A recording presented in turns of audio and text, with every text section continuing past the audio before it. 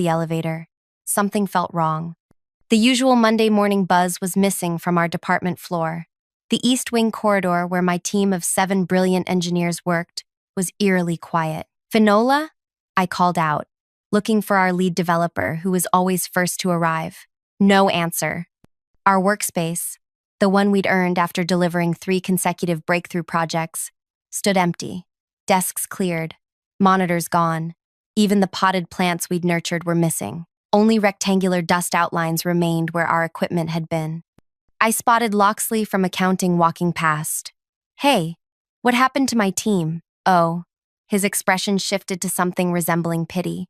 "You should check the basement. They moved them yesterday." "The basement?" "We didn't even have office space in the basement." The elevator ride down felt eternal. Each floor passing by heightened my dread. When the doors opened, I had to navigate through storage areas and maintenance rooms before finding a door with a hastily printed sign, Engineering Team B. I pushed it open to find my team huddled between exposed pipes and utility boxes. Their monitors balanced precariously on folding tables. Extension cords snaked across the concrete floor. Water dripped from a ceiling pipe, landing with rhythmic plunks into a bucket near Finola's makeshift desk. "What happened?" I asked, though their downcast faces told me everything. Finola looked up, her eyes burning with humiliation. "While you were gone, Dieter came down with movers. Said we needed to relocate immediately to make room for the new specialist. We had 30 minutes to pack everything." "A specialist? What specialist?" "Some productivity expert," Ren, our youngest developer, added. "Dieter says he's going to revolutionize the whole department." I climbed back upstairs to our former workspace. MRA, bright, airy, strategically positioned between the testing lab and design team. Now it housed a single person, a young man arranging framed certificates on what used to be my desk, while Dieter, our department head of 5 months, hovered nearby with an expression of unbridled admiration. "Ah, there you are," Dieter exclaimed when he spotted me. "Meet Bastian, our new productivity transformation specialist." His revolutionary approach increased output 300% at his last 3 companies. He needs proper space to implement his vision. He lowered his voice. "Your team can manage downstairs until next quarter's budget review."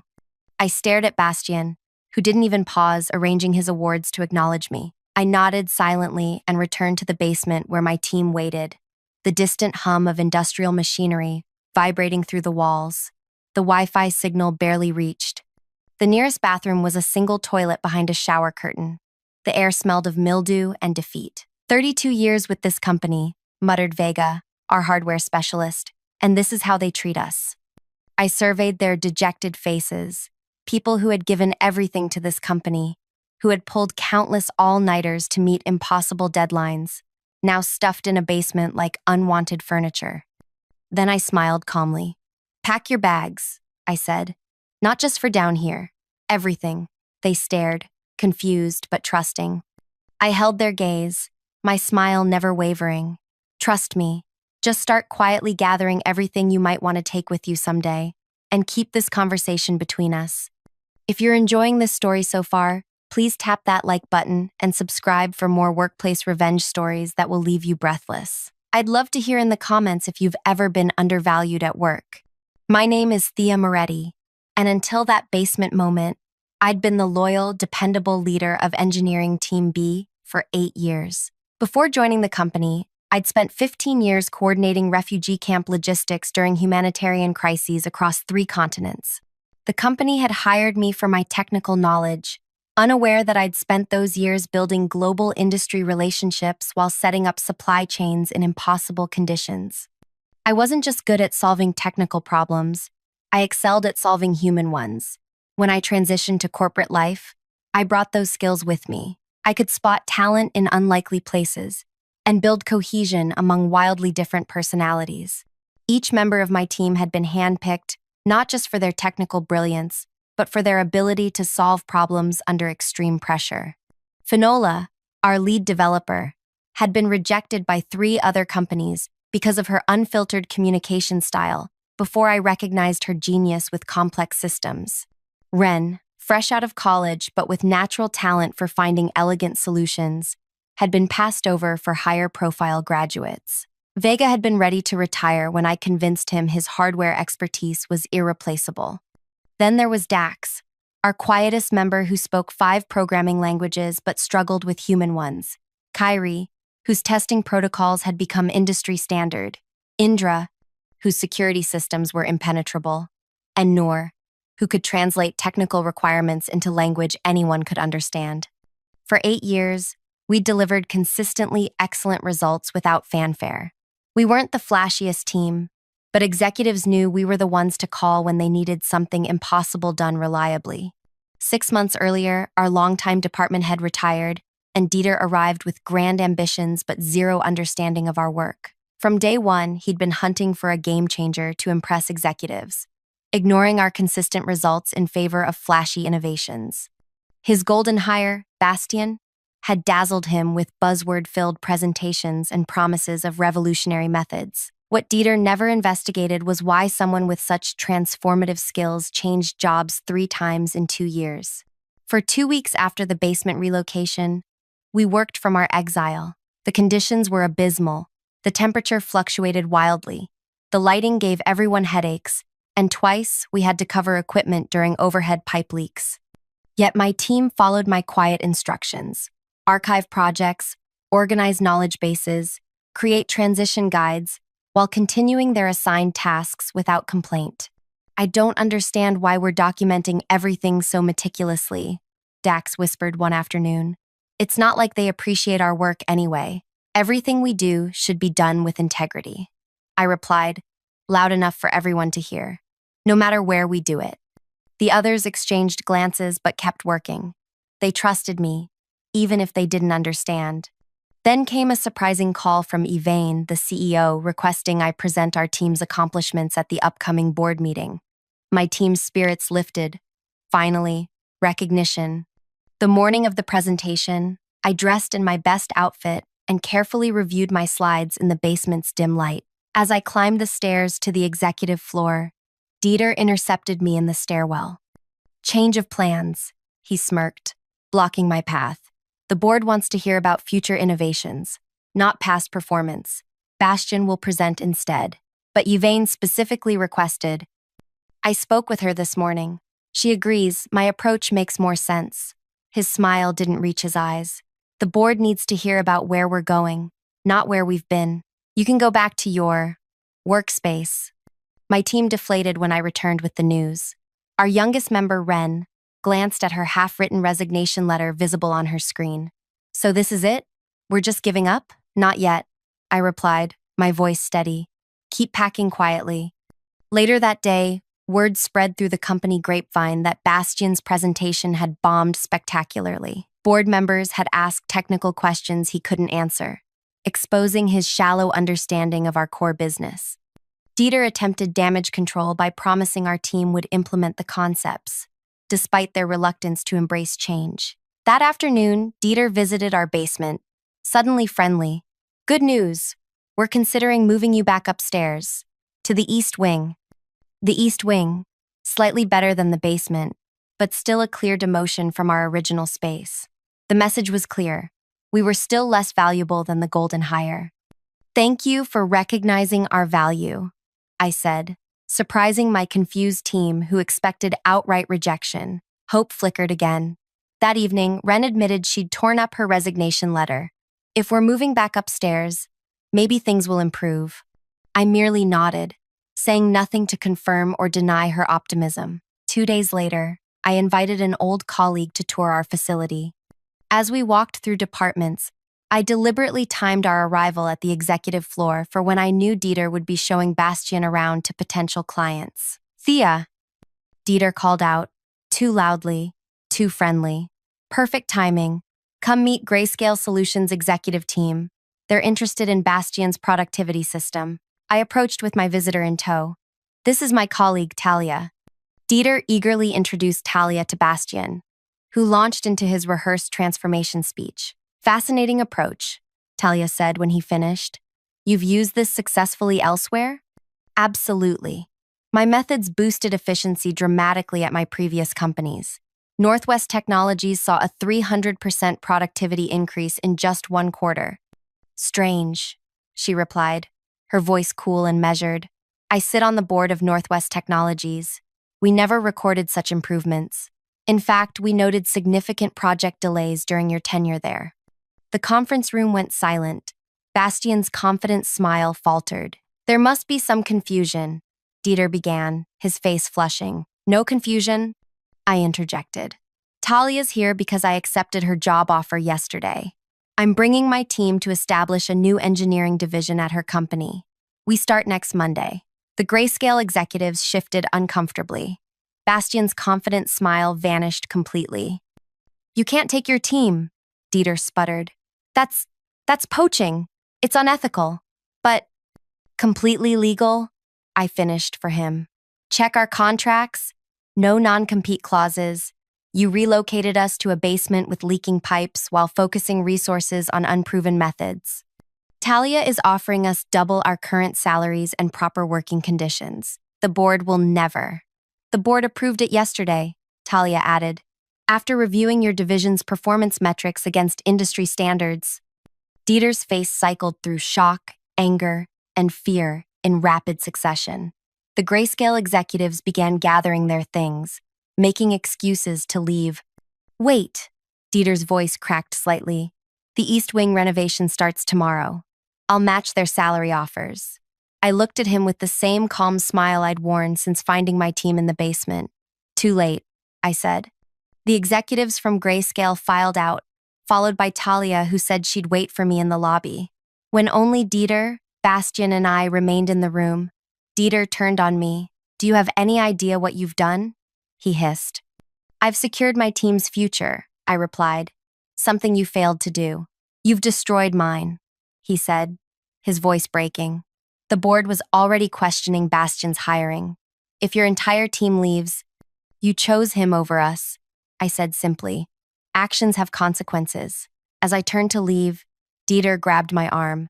Please, I made a mistake. I see that now. What will it take for you to stay? I looked at his hand until he released me. You know what's interesting about my refugee camp work? I said quietly. I learned that true character reveals itself not when things are going well, but in how people treat others when resources are scarce. You showed us exactly who you are when you put us in that basement.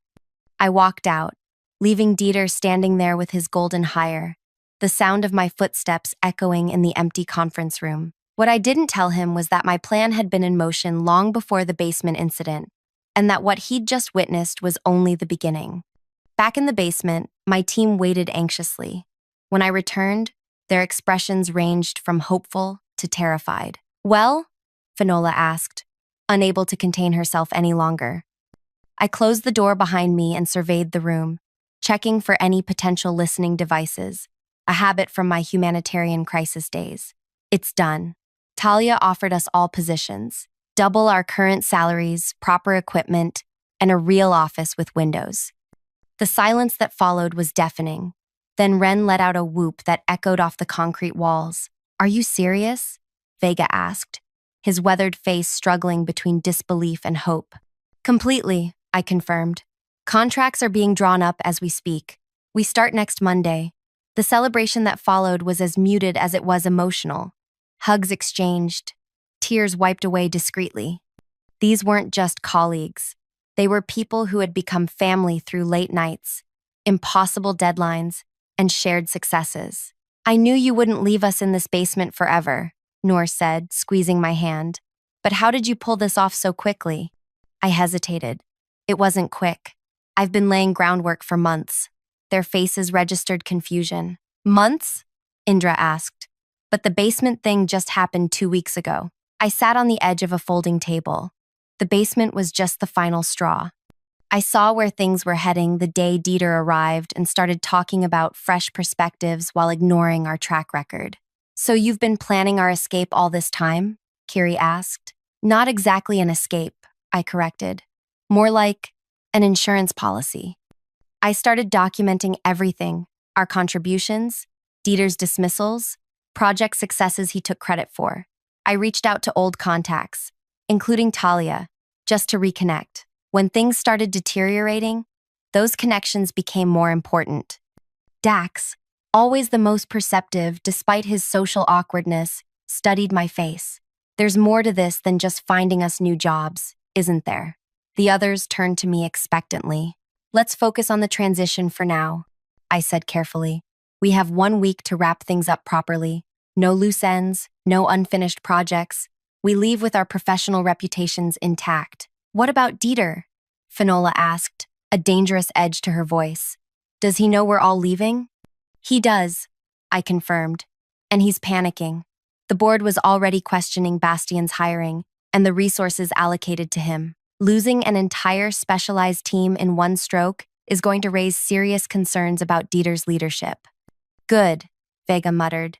32 years, and he sticks me in a basement. What's our strategy for the next week? Indra asked, ever the pragmatist. We work. Professionally, thoroughly, and without complaint, I said. We document everything meticulously. We prepare transition guides for our replacements. We act with complete integrity. Why? Ren asked, her youth making her the most direct. Why help them after how they treated us?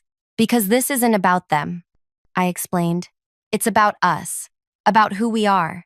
And because the best revenge isn't what you do to others, it's what you build for yourself while they're not paying attention. The team exchanged glances, not fully understanding but trusting me nonetheless. There's something else you should know, I added. Talia isn't just offering us jobs. She's creating an entirely new division with us as the core team. We'll have autonomy to build something from the ground up. This revelation shifted the mood from cautious celebration to genuine excitement. Even Vega, who had been contemplating retirement before the basement incident, straightened with newfound energy. What are we waiting for? He asked. Let's finish our work here so we can start our real work there. For the next 3 days, we operated with mechanical precision. Every line of code was commented, every process documented, every system mapped. We worked longer hours than necessary, our impending freedom fueling our productivity. On the 4th day, Dieter appeared in our basement, looking haggard. Dark circles shadowed his eyes, and his typically immaculate shirt was wrinkled. Thea, can we talk privately? He asked, his voice lacking its usual confidence. I glanced at my team, who pretended to be absorbed in their work while obviously straining to hear. Anything you need to say can be said here. We don't have secrets. He shifted uncomfortably. I've spoken with the executive team. They've authorized me to offer your entire team a 15% raise, effective immediately. We're also expediting the renovation of the East Wing. You could be back upstairs by next week. I noticed he didn't mention what would happen to Bastian. That's very generous, I said, but we've already signed contracts with Talia. Contracts can be broken, he pressed. I'm sure there are clauses. One. There aren't, I interrupted. Talia's legal team made sure of that. Dieter's professional veneer cracked slightly. Please, Thea. I admit I made a mistake with the basement situation, but this is going to destroy my career. The board meeting is on Friday, and if I have to announce that our entire engineering team resigned, for a moment, I almost felt sorry for him. Almost. The basement wasn't a mistake, Dieter. It was a revelation. It showed us exactly how much you valued our contribution. I kept my voice level. You chose Bastian's empty promises over our proven results. Now you have to live with that choice. He left without another word, shoulders slumped in defeat. The moment the door closed, my team erupted in whispered exclamations. Did you see his face? Kyrie marveled. 15%, Dax murmured. That's substantially less than double. It's not about the money, Finola said sharply. It's about respect. I let them talk, turning back to my computer to hide my expression. What they didn't know, what I couldn't tell them yet, was that Dieter's desperation was exactly what I had been counting on. That evening, as we were preparing to leave, my phone rang. The caller ID showed Yvain, the CEO. I stepped into the hallway to take the call. Thea, she began without preamble. I just heard the news from Dieter. Is it true your entire team has resigned?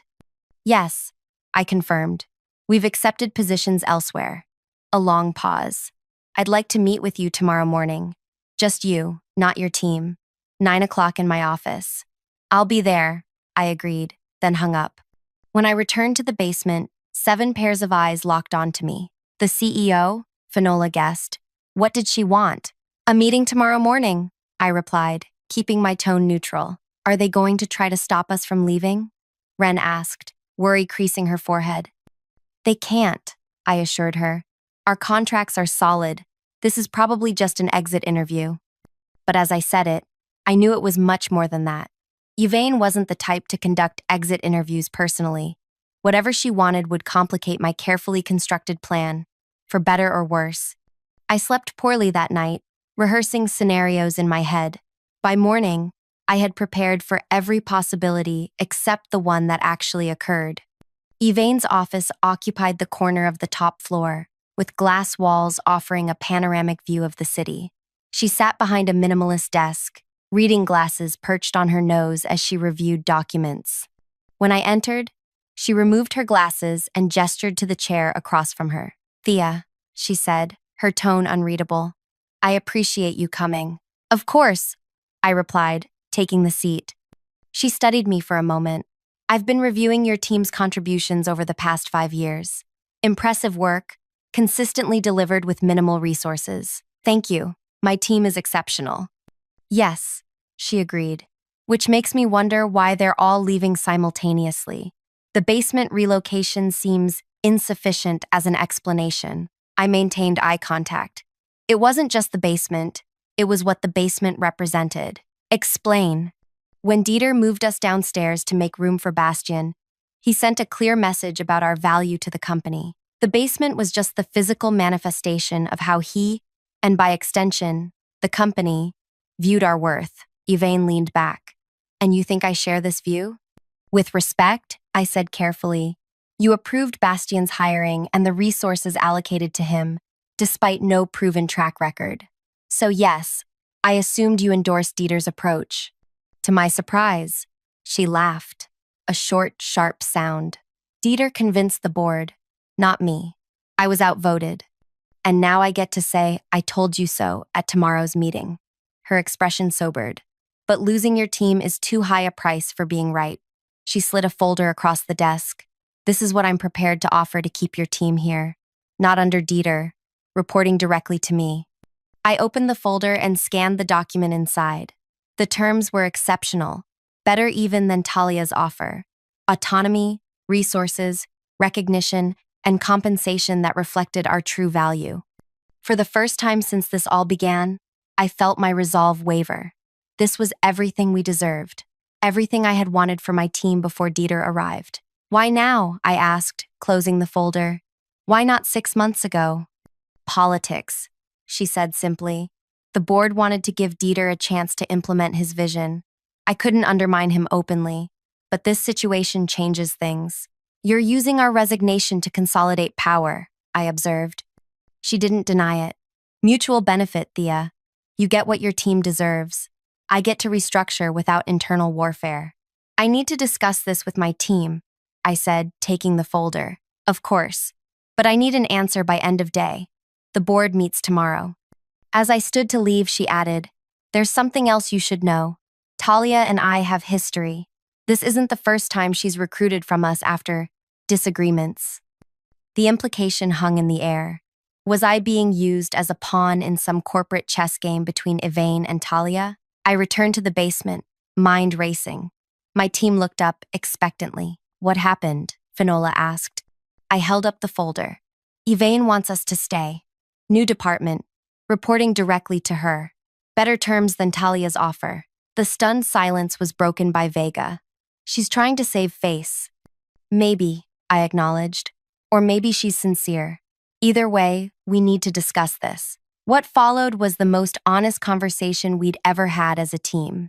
Fears were voiced, hopes articulated, trust questioned.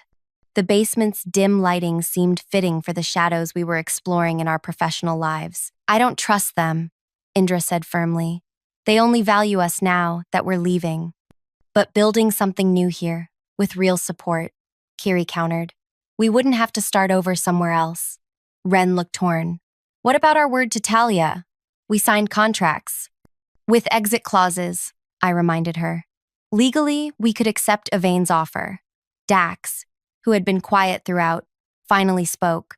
This decision isn't about what's best for us professionally. It's about what we can live with personally. All eyes turned to me. What do you think, Thea? You've led us this far. I took a deep breath. This was the moment that would determine everything, not just our careers, but the culmination of the plan I'd been crafting for months. The plan that had evolved from simple self-preservation to something much more complex. I think, I said slowly, that we should split up. Their faces registered shock. Not permanently, I clarified. Strategically. 4 of us accept Evain's offer. 3 go with Talia as planned. We maintain our connections, share information, and protect ourselves from being vulnerable to any single employer again. The silence that followed was profound. Then Finola began to laugh. That's absolutely brilliant, she said. We become our own network. Neither company can take us for granted again. The tension broke as the team began discussing how this might work. Who would go where, how we'd coordinate, the potential advantages of having inside perspectives at 2 major companies. As they talked, I slipped away to make 2 phone calls. The first to Yvain, the second to Talia. Both conversations were challenging, but by their conclusion, I had secured what we needed. When I returned, the team had reached consensus on who would stay and who would go. I've spoken to both Yvain and Talia, I announced. They've agreed to our split approach with one condition: regular collaboration between the 2 teams on select projects. They're actually excited about the possibility. And which group will you lead? Noor asked the question everyone was thinking. I smiled. Neither. I'll be consulting for both teams, dividing my time, building bridges rather than choosing sides. The relief in the room was palpable. We'd found a solution that honored everyone's needs while creating something entirely new, a team that transcended organizational boundaries. As we celebrated our unconventional solution, my phone buzzed with a text from an unknown number. Board meeting moved up to tomorrow 9 a.m. Dieter presenting restructuring plan. Bastian featured prominently. Thought you should know. A friend. I stared at the message, my mind rapidly recalculating. This changed everything and nothing. The final phase of my plan would need to happen sooner than expected, but the outcome might be even better than I'd hoped. Change of plans, I announced, interrupting the celebration. We need to prepare for tomorrow's board meeting. Why? Vega asked. We've made our decision. Because, I said, tomorrow isn't just about our future. It's about making sure everyone understands exactly why we're leaving and what they're losing. As I outlined what we needed to do, I saw understanding dawn on their faces. This wasn't just about finding better jobs or escaping a bad situation. This was about changing the system that had devalued us in the first place. By midnight, we had everything prepared. As we finally left the basement, possibly for the last time, Ren asked the question I'd been waiting for. Thea, how long have you really been planning this? All of this? I looked at my team, my brilliant, loyal team, who had trusted me through basement offices and uncertain futures. They deserved the truth, or at least part of it. Since the day Dieter introduced Bastian as the future of the department, I admitted. But what's happening tomorrow? That part I've been planning much longer. What exactly is happening tomorrow? Finola pressed. Justice, I replied simply. And I need you all to trust me one more time. As they nodded their agreement, I felt a surge of something powerful. Not just the satisfaction of a plan coming together, but the absolute certainty that what we were about to do was right. Not just for us, but for every overlooked team, every undervalued contributor, every person who had ever been relocated to a metaphorical basement to make room for someone flashier but less substantial. Tomorrow would change everything, and no one, not even my team, knew exactly how. Morning arrived with a pale light filtering through the basement's tiny windows. I arrived before anyone else, dressed in the charcoal suit I reserved for the most important client presentations. As my team arrived one by one, each looked surprised to see me already there, calmly preparing materials. Ready for today? Finola asked, setting down her bag. More than ready, I replied, handing her a sealed envelope. When the time comes, you'll know what to do with this. The others received similar envelopes, each with specific instructions. They tucked them away without questions, the ultimate demonstration of trust. At 8:30, We made our way to the executive floor. The boardroom doors remained closed. Executives and board members likely already inside discussing matters before the official meeting. My team and I waited in the adjacent room, an uncomfortable silence hanging between us. "Shouldn't we be in there?" Ren whispered, gesturing toward the boardroom. "We weren't invited," I explained. "But don't worry, we will be." At precisely 8:55, Yvain's assistant approached us. "The CEO requests Engineering Team B join the meeting." My team exchanged nervous glances as we gathered our materials and followed her into the boardroom. The long mahogany table was surrounded by board members in expensive suits, with Yvain at the head. Dieter sat halfway down, papers spread before him, with Bastian beside him looking uncharacteristically subdued. Dieter's eyes widened when he saw us enter. He leaned over to whisper something to Bastian, whose complexion paled considerably. "Thank you for joining us," Yvain said, gesturing to the empty chairs on the opposite side of the table. "I've asked Thea and her team to provide context for some of the proposals we're discussing today." As we took our seats, I noticed a familiar face among the board members. Talia sat 3 seats down from Yvain, offering me a slight nod. "Now, Dieter," Yvain continued, "you were about to present your departmental restructuring plan?" Dieter stood, straightening his tie nervously. "Yes, as you know, our department is undergoing significant transformation to align with market demands. The centerpiece of this transformation is our new productivity methodology, pioneered by Bastian, which promises to revolutionize our workflow." He clicked through several slides showing colorful charts with impressive upward trends. "Initial implementation has begun, and we project a 200% productivity increase by year-end." "Impressive," one board member commented. "And what about the existing engineering team? How are they adapting to these new methodologies?" Dieter hesitated, glancing at us. "There have been some resistance to change, as expected with any transformation. But we're addressing that through gradual implementation and appropriate resource allocation." "Resource allocation," Yvain repeated. "Could you elaborate on that, Dieter?" He shifted uncomfortably. "We've had to prioritize certain workspace considerations to maximize efficiency. Some temporary relocation was necessary." "By temporary relocation, do you mean moving an entire specialized engineering team to the basement?" Yvain asked, her voice deceptively mild. The board members stirred, several frowning as they looked between Dieter and our team. "It was an interim solution," Dieter insisted. "The renovation plans for proper workspace are already underway." "I see," Yvain said. "And these renovations began after you learned the team was resigning, correct?" Dieter's face flushed. "The timing was—" "Thea," Yvain interrupted, turning to me. "Perhaps you could give the board your perspective?" I stood, feeling the weight of every gaze in the room. "Thank you, Yvain. Before I begin, I want to clarify that what I'm about to share isn't about personal grievances. It's about systematic issues that threaten this company's future." I turned to my team. "Now, please." They each opened their envelopes and distributed documents to every person at the table. Dieter received his copy last, his hand trembling slightly as he took it. "What you're looking at," I explained, "is a comprehensive analysis of our department's productivity over the past 5 years, alongside financial allocations and resource distribution. The final pages show projected outcomes based on current management decisions." The board members flipped through the meticulously prepared documents, their expressions growing increasingly concerned. "These numbers can't be right," one board member said, pointing to a particular section. "This shows a projected 30% decline in deliverables under the new structure." "The numbers are accurate," I confirmed. "They're based on the department's own data, accessed through our project management systems. This indicates the team relocated to the basement was responsible for 78% of the department's successful deliverables last year." Another board member noted, looking up sharply. "Dieter, were you aware of this?" Before Dieter could respond, I continued. "What you may find most interesting is on page 12, the background check my team conducted on Bastian." Bastian jumped to his feet. "That's private information. You had no right. Every bit of information there is publicly available." I cut in calmly.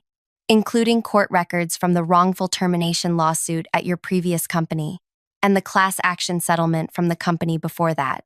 The room went silent as everyone turned to those pages. Bastian slowly sank back into his chair.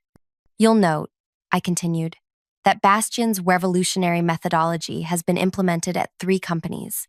All 3 experienced initial enthusiasm followed by significant productivity declines. 2 of those companies no longer exist. The third laid off 40% of their workforce last quarter. Dieter's face had gone from red to ashen. I wasn't aware. No, you weren't, I agreed. Because you didn't do proper due diligence. You were so focused on finding a game changer that you ignored both warning signs and the consistent results your existing team was delivering. I turned to address the entire board. This isn't just about my team being relocated to a basement. It's about a management approach that values flash over substance, that chases quick wins at the expense of sustainable growth. It's about decision-making that ignores data in favor of charisma. The silence that followed was profound. Even Yvain seemed taken aback by the thoroughness of our presentation. Finally, the board chair spoke. Yvain mentioned your team has received offers elsewhere. Given what you've shown us, I'm not surprised. But I'm curious, why bring this to us now, when you're already leaving? I smiled. Because I care about this company, despite recent events, and because my team and I have proposed an alternative structure that would benefit everyone. I nodded to Noor, who distributed a second set of documents. This proposal suggests splitting our team between continuing here and joining Talia's company, with collaborative projects between the 2. It provides stability during transition, maintains crucial institutional knowledge, and creates a partnership that could strengthen both companies. Talia spoke up for the first time. I've reviewed this proposal and fully support it.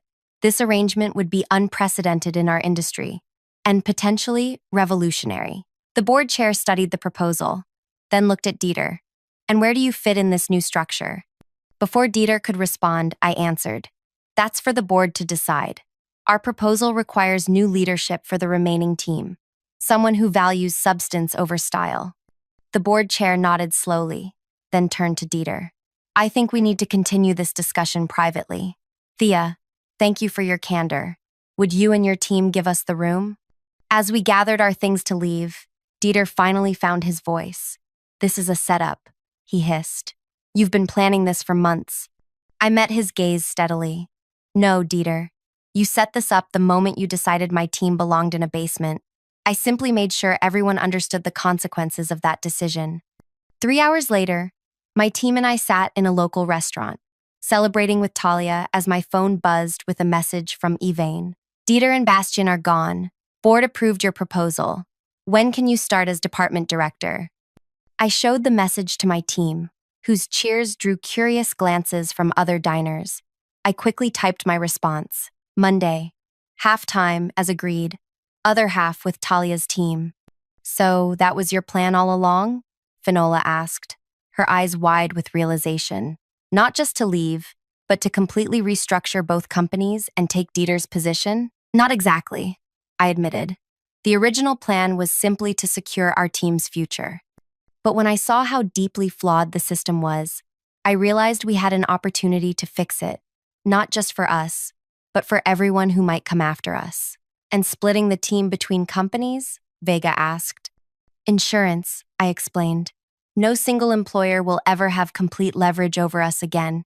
We'll always have options. Ren raised her glass. To basements, then. Without them, none of this would have happened. We all laughed and clinked glasses. As conversation flowed around me, I thought about how sometimes the best revenge isn't destroying your enemies, but building something better from the rubble of their mistakes.